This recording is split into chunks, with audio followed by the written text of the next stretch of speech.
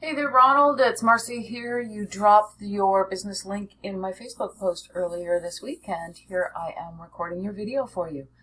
Now, what I'm going to do is I just try to give you some points that you could do that are going to get your website in front of more potential customers.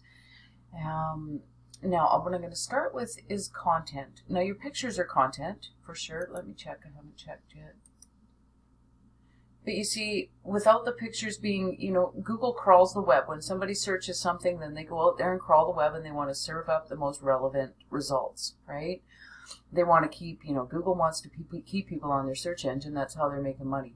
So this is what the algorithms, the bots or whatever, when they go out and crawl the web, that's what they're seeing. So it doesn't give them any insight into what it is that you do. Believe it or not, even though your whole deal is a visual thing, for websites, Google's purposes, they like to see anywhere from 1,000, sometimes upwards to 2,000 words of content on the homepage, and then any back pages that you have, from 500 to 1,000. This way, they know, they get an idea that you know what you're talking about, that you're authoritative, that you're, you know what you're doing. And as I said, they're going to want to put up the best results to their searchers. So, like I said, as odd as that might seem, that's what I would recommend. Although this looks fabulous, right? But if all these pictures also, it's missed opportunities when they're not named with keywords, things that people would be searching for. So, as I said, content carries a huge amount of weight, and it's really, the biggest neglected aspect of website building. People know how to build websites, but then they don't know the search engine optimization end of it. But it is, in our industry, we say content is king, because it truly is. So the other thing that helps to push your site up the search results is something called, just noticed something here too. Your site isn't secure, so you might want to get that secured up, because again, they're giving preference to sites that are secure over sites that aren't. But back to what I was saying there, backlinks. Now, what a backlink is, I put your site in. What a backlink is, it's a link from a third-party site coming into your site. The internet's like a big popularity contest, so when other sites vote for you, aka give you a link back to your site, that in turn moves your site up through the search engines.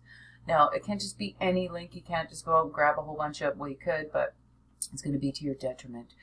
You want them to be links that are relevant to what it is you do, and coming from sites that are trusted in Google, been on the web for a while, etc.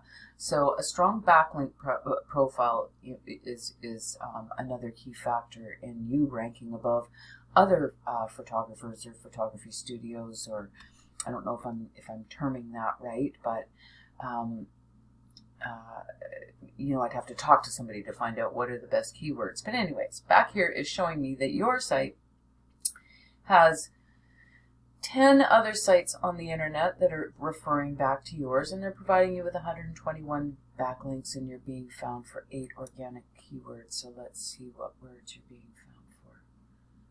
So yeah, name, it's looking like.